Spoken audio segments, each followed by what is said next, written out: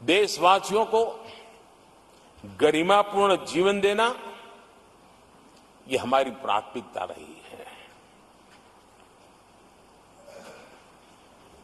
आजादी के बाद अनेक दशकों तक जिनको कभी पूछा नहीं गया, आज मेरी सरकार उनको पूछती तो है, उनको पूजती भी है।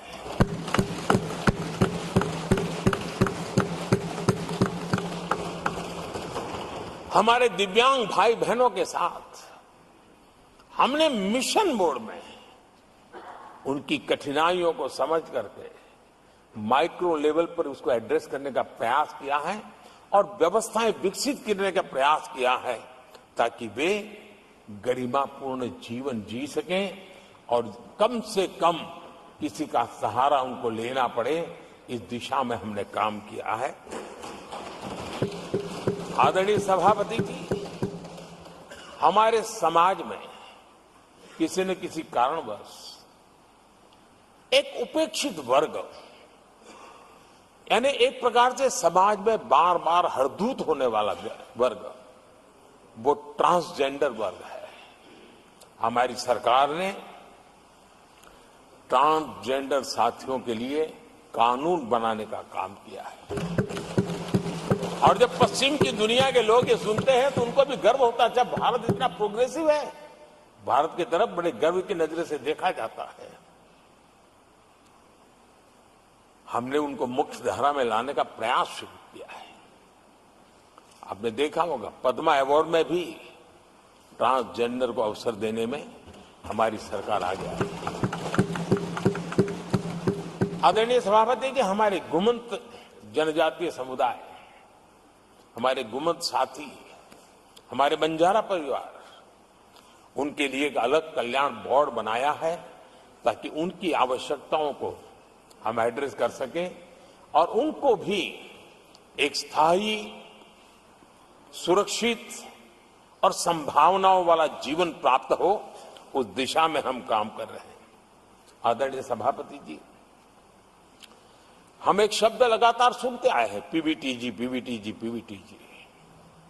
हमारे जनजातीय समूह में ये सबसे पीछे रहा हुआ और आजादी के इतने सालों के बाद भी जिन्होंने उनको निकट से देखा होगा, पता चलता है कि कैसी हालत में जीते हैं।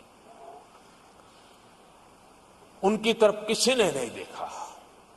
हमने एक विशेष व्यवस्था की है और पीएम जनमन योजना के तहत 24,000 करोड़ रुपए, ये समुदाय बिखरा हुआ है, छोटी संख्या में है, वोट की उनकी ताकत नहीं है और यहां देश की परंपरा है जिसकी वोट की ताकत है उसी की चिंता करना, लेकिन समाज के ऐसे अति पिछड़े लोगों की कोई चिंता नहीं करता था। हमने वो चिंता की है क्योंकि हम वोट की राजनीति नहीं करते हैं, हम विकास की राजनीति करते हैं। आदरणीय सभापति जी, हमारे देश में पारंपरिक पारिवारिक कौशल्य भारत की विकास यात्रा का और व्यवस्था का एक अंग रहा है। जो हमारा विश्वकर्मा समूह है, जिनके पास परंपरागत से हुनर है और जो समाज की आवश्यकताओं को पूरी करता है, लेकिन उनको कभी एड्रेस नहीं किया गया। हमने करीब करीब 13,000 करोड़ रुपए की योजना से विश्वकर्मा समुदाय को आधुनिकता की तरफ ले जाना, उनके अंदर प्रोफेशनलिज्म आई।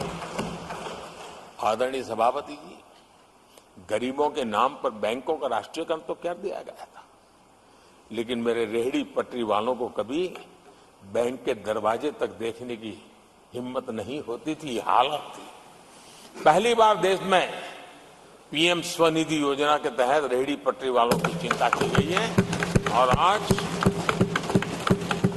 वो ब्याज के कुचक्र से बाहर आकर के अपने परिश्रम से और ईमानदारी से जो रेहड़ी पटरी वालों को बैंकों से लोन मिले हैं, वे लगातार, बैंक वाले भी खुश हैं, लेने वाले भी खुश हैं और जो कल फुटपाथ पर रेहड़ी बैठता था, आज एक छोटी दुकान दिशा में बनाने की दिशा में आगे बढ़ रहा है। जो पहले खुद मजदूरी करता था, आज एक आध दो को रोजगार देने की दिशा में काम कर रहा है।